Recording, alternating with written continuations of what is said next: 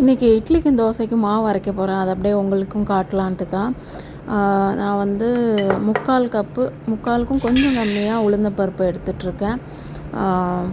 தென் அரிசி வந்து 2 கப்பு, இந்த கப் தான் யூஸ் பண்ணுறேன். அதில் 1/4 கப்பு இட்லி அரிசி, அதில் கொஞ்சம் மிச்சம் வந்து அவல் போட்டுப்பேன்.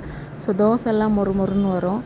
ஸோ இதை நல்லா அலசிக்கணும். இந்த வாட்டர் வந்து நல்லா கிளியர் வாட்டராக ஆகிற அளவுக்கு நல்லா அலசி ஊற வச்சுக்க போகிறேன். இதே மாதிரி உளுந்தையும் நல்லா அலசிட்டு ரெண்டுத்தையும் ஊற வச்சுக்க போகிறோம். நான் மினிமம் 5 hours, நான் 6 hours ஊற வைப்பேன். ஸோ நான் அதோட ஒரு டீஸ்பூன் வெந்தயமும் சேர்த்து போட்டு வச்சுப்பேன். இந்த கிரைண்டர் தான் யூஸ் பண்ணுறேன்.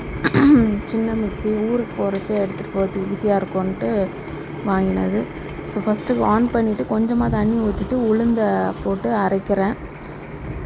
கொஞ்சம் கொஞ்சமாக தேவையான அளவுக்கு தண்ணி ஊற்றி நல்லா அரைச்சி இதை தனியாக எடுத்து வச்சுட்டு அதுக்கப்புறம் அரிசியை போட்டு அரைச்சிக்க போகிறேன். அரிசி நல்லா அரைச்ச உடனே அதிலே வந்து இந்த உளுந்து மாவையும் போட்டு அது ரெண்டையும் மிக்ஸ் ஆகிற மாதிரி நல்லா இது பண்ணிப்பேன். அதிலே உப்பையும் போட்டுருவேன். ஸோ எல்லாம் நல்லா மிக்ஸ் ஆகிடும். நல்லா சாஃப்டாக ஃப்ளஃபியாக வரும். ட்ரை பண்ணி பாருங்கள்.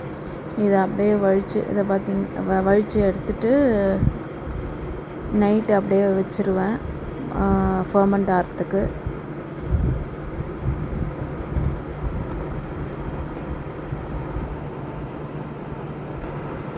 இதிலே உப்பும் போட்டுருவேன் தேவையான அளவுக்கு. உங்களுக்கு எவ்வளோ தேவையோ அந்த அளவுக்கு போட்டுருவேன். நான் 2 டீஸ்பூன் போடுவேன்.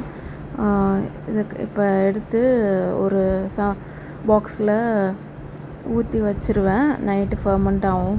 நல்லா கலரி விட்ருவேன். ஸோ நம்மளோட கை சூடுனால நல்லா ஃபர்மெண்ட் ஆகும். காலையில் எழுந்து பார்த்திங்கன்னா சூப்பராக இருக்கும்.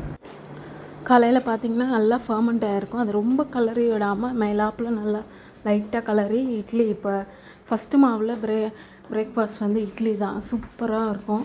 ட்ரை பண்ணி பாருங்கள். நல்லா ஃப்ளஃபியாக ஸ்பாஞ்சியாக. அதே மாதிரி தோசையும் நல்லா கிறிஸ்பாக வரும். ட்ரை பண்ணி பாருங்கள். இப்போ உங்களுக்கு அதை பிச்சு காட்டுறேன் பாருங்கள் எவ்வளோ சாஃப்டாக இருக்குன்ட்டு. நீங்களும் இந்த மாதிரி ட்ரை பண்ணிவிட்டு எப்படி இருந்ததுன்னு சொல்லுங்கள். தேங்க்யூ.